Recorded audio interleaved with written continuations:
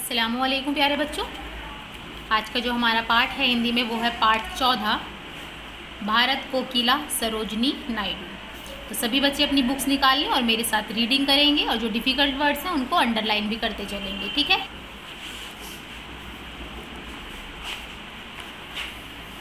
तो चलिए शुरू करते हैं। भारत को स्वतंत्र कराने में भारतीय नारियों का योगदान भुलाया नहीं जा सकता है। उन्होंने स्वतंत्रता के आंदोलन में पुरुषों के साथ कंधे से कंधा मिलाकर काम किया। ऐसी नारियों में सरोजनी नायडू का नाम विशेष रूप से उल्लेखनीय है। सरोजनी का जन्म हैदराबाद में हुआ था। इनके पिता भारतीय संस्कृति के एक बड़े विद्वान और वैज्ञानिक तथा निज़ाम कॉलेज के संस्थापक थे। मतलब जो निज़ाम कॉलेज की जो स्थापना की थी वो इनके पिता ने की थी, ठीक है। तो वहाँ के वो संस्थापक थे। वे वर्षों तक उसी कॉलेज के प्रधानाध्यापक रहे। प्रधान अध्यापक किसे कहते हैं? प्रिंसिपल को, है ना। सरोजनी की माता का नाम वरदा सुंदरी था। वे कवियत्री थी। कवियत्री जो कविताएं लिखती हैं, ठीक है। और जो मतलब फीमेल जो पोएट होता है उसे हम कवियत्री कहते हैं और जो मेल होता है उसे कहते हैं कवि।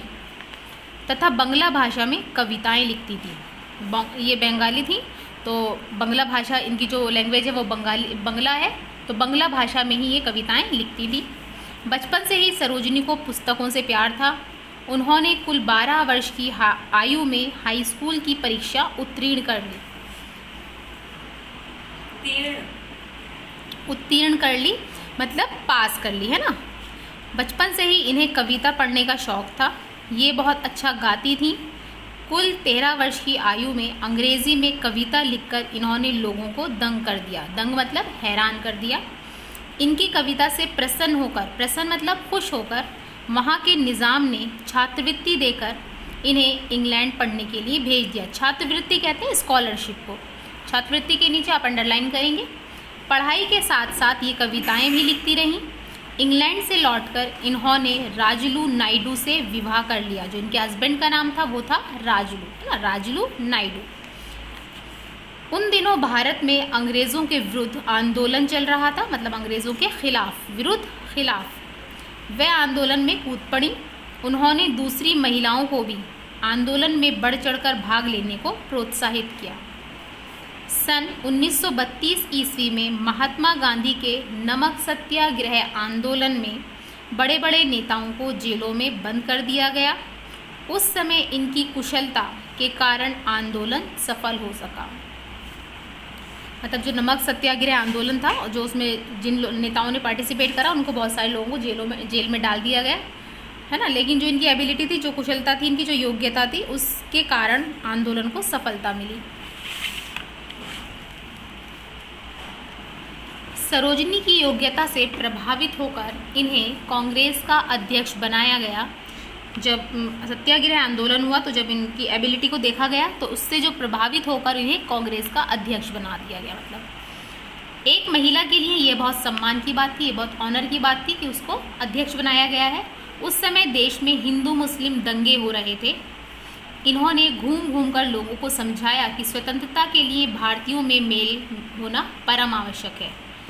मतलब जब हिंदू मुस्लिम लड़ाई हो रही थी तो इसके लिए उन्होंने लोगों को समझाया कि हम आपस में ही अगर लड़ेंगे तो हम अपने देश को आज़ाद कैसे कराएंगे, है ना। क्योंकि अगर हमें आज़ादी चाहिए अंग्रेज़ों से तो हमें हमें अपनी एकता दिखानी होगी, जब भी तो हम अंग्रेज़ों से लड़ पाएंगे, अपने देश को आज़ाद करा पाएंगे, है ना। तो इसके लिए उन्होंने भारतीयों को समझाया कि हमारे अंदर मेल होना बहुत ज़्यादा ज़रूरी है। सरोजनी एक कुशल वक्ता भी थी, मतलब वो एक अच्छी स्पीकर थी, बहुत अच्छा बोलती थी। उनकी वाणी में जादू था, मतलब उनकी आवाज़ में एक अट्रैक्शन था। जहाँ भी वे भाषण देने के लिए खड़ी हो जाती लोगों की भीड़ टूट पड़ती। वे अमेरिका और अफ्रीका भी गईं। वहाँ उन्होंने भारतीय स्वतंत्रता के बारे में बड़े नेताओं से बातें की।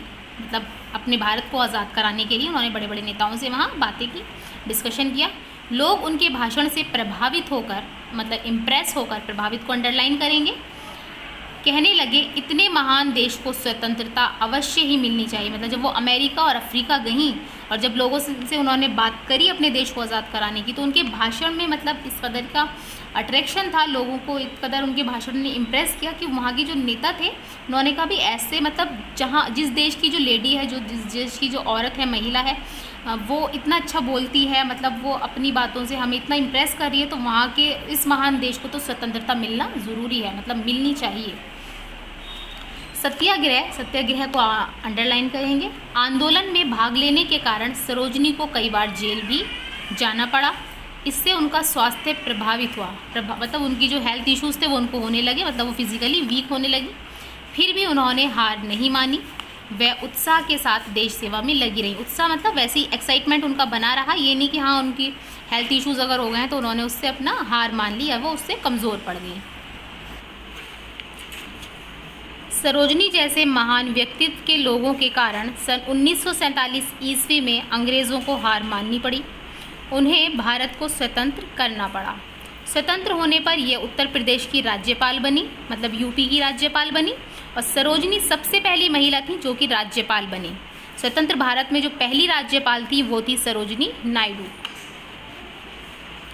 आज सरोजनी हमारे बीच नहीं है, फिर भी उनके द्वारा की गई देश सेवा को सदैव स्मरण किया जाता है, मतलब याद किया जाता है। अंडरलाइन करेंगे। वे केवल चोटी की देश सेविका ही नहीं वरन एक महान कवयित्री भी थीं। मतलब वो सिर्फ एक देश सेविका ही नहीं थी, वो जो थी एक महान कवयित्री भी थी, मतलब कविताएं भी वो बहुत ज़्यादा अच्छी लिखती थी, है ना। उन्होंने अनेक कविताएं लिखी जो आज भी बहुत रुचि के साथ पढ़ी जाती हैं। रुचि कहते हैं इंटरेस्ट को, मतलब बहुत ज़्यादा इंटरेस्ट के साथ पढ़ी जाती हैं, बहुत ज़्यादा चाव से, शौक़ से, लगन से लोग इसको पढ़ते हैं। उनकी कविताओं में गागर में सागर भरा मिलता था। गागर में सागर का मतलब होता है थोड़ी चीज़ में मतलब अधिक समझना, मतलब कम वर्ड्स में ज़्यादा अपनी बात को कह पाना, है ना। लोग उनकी कविताओं की बहुत प्रशंसा करते थे। प्रशंसा मतलब तारीफ। वे इतने मधुर स्वर में कविता पाठ करती थीं कि श्रोता मुग्ध हो जाते थे। श्रोता मतलब जो सुनने वाला होता था वो मुग्ध हो जाता था, बिल्कुल मतलब उन्हीं की जो बोलती थी वो उसी में। यही कारण है कि वे भारत कोकिला कहलाई, मतलब अपनी मधुर वाणी के कारण ही, अपनी मीठी आवाज़ के कारण ही, अपनी मधुर स्वर के कारण ही उनका जो नाम पड़ा वो भारत कोकिला इसलिए ही पड़ा। मैंने आपको वीडियो में पहले भी बताया था कि कोकिला का अर्थ क्या होता है, कोयल, है ना। तो कोयल मधुर बोलती है, मीठा बोलती है, और जो सरोजनी की आवाज़ थी वो भी बहुत मीठी थी, बहुत मधुर थी, इसीलिए उनको भारत कोकिला का खिताब दिया गया, मतलब भारत कोकिला के नाम से जो था उनको एक ऑनर दिया गया, है ना। तो आज का जो पार्ट 14 था भारत कोकिला सरोजनी नायडू, आप सभी ने पढ़ा। इसमें जो डिफ़िकल्ट वर्ड्स थे वो आपने अंडरलाइन करें। इन डिफ़िकल्ट वर्ड्स को आप याद करेंगे और इसको डिक्टेशन लिखने की प्रैक्टिस करेंगे, ठीक है। और रीडिंग आप लोग इसको ज़रूर रीड करेंगे एक बार खुद से। उसके बाद जो बुक वर्क है इसमें पेज नंबर 60 पर क्वेश्चन नंबर खा है, प्रश्न खा है रिक्त स्थानों में कोष्ठक मतलब ब्रैकेट में दिए शब्दों में अन अव्यय लगाकर लिखिए। जो आपको यहाँ पर शब्द दिए गए हैं उनमें आपको क्या लगाना है, अन अव्यय लगाना है, ठीक है। जैसे पहला है हमारा सरोजनी के लिए बुरा कहना डैश है उपयुक्त, तो क्या लिखेंगे हम यहाँ अनुपयुक्त। अनुपयुक्त, उपयुक्त मतलब ठीक है और अनुपयुक्त मतलब ठीक नहीं है। सरोजनी के लिए अगर हम बुरा कहेंगे तो वो अनुपयुक्त है, ठीक नहीं है, उचित नहीं है, ठीक है। तो उपयुक्त से पहले हम अन लगाएंगे। दूसरा है वह व्यक्ति अंग्रेजी के डैश हैं जान, तो जान से पहले हम लगाएंगे अन, तो अन जान। जान मतलब जो जानता हो उस चीज़ के बारे में, जिसको नॉलेज हो, और अनजान जिसको कोई नॉलेज ना हो। तो वह व्यक्ति अंग्रेजी के जगह हम इसको से करेंगे, से, के की जगह से, अंग्रेजी से अनजान है, मतलब वो अंग्रेज़ी को नहीं जानता, वो इंग्लिश के बारे में कोई नॉलेज नहीं रखता। तीसरा है सरोजनी ने भारतीय महिलाओं को आंदोलन में नहीं किया उत्साहित, या क्या लगाना है हमें अव्यय अन, तो अन उत्साहित, अन लगा के हम उत्साहित लिखेंगे यहाँ, अन उत्साहित, ठीक है। तो महिलाओं को आंदोलन में उन्होंने उत्साहित नहीं किया, मतलब उन्होंने उनको का प्रोत्साहन बढ़ाया था, उनको प्रोत्साहित किया था, है ना। चौथा है खाने के बाद चाय पीना है आवश्यक, खाने के बाद चाय पीना आवश्यक है, ज़रूरी है, हमें अन लगाना है। अनावश्यक, ना के बाद आका डंडा आएगा, मतलब बड़े आ को हम इस मात्रा में बदल देंगे, अनावश्यक, ठीक है। खाने के बाद चाय पीना अनावश्यक है, मतलब गैर ज़रूरी है, कोई ज़रूरी नहीं है। उसके बाद हमारे नीचे व्याकरण भाग है। दो शब्दों या वाक्यांशों, मतलब दो शब्दों जैसे राम और मोहन, या दो वाक्यांशों मतलब दो सेंटेंस को जोड़ने वाले शब्द संयोजक शब्द कहलाते हैं, मतलब संयोजक कहलाते हैं। जैसे राम और मोहन जा रहे हैं, मतलब दो शब्द हैं, इनको दोनों को जोड़ रहा है बीच में। और हरीश एक अच्छा लड़का है परंतु रजत नहीं, तो हरीश एक अच्छा लड़का है एक वाक्य, रजत नहीं मतलब दो वाक्यांशों को जोड़ रहा है परंतु। तो और परंतु जो क्या है, संयोजक हैं। तो आपको ऐसे ही 5 संयोजक शब्द यहाँ लिखने हैं। जैसे किंतु, है ना, हम इसको लिख सकते हैं हरीश एक अच्छा लड़का है किंतु अमित नहीं, है ना। अथवा, जैसे दो वाक्यांशों को जोड़ सकता है अथवा। हालांकि, यदि, लेकिन।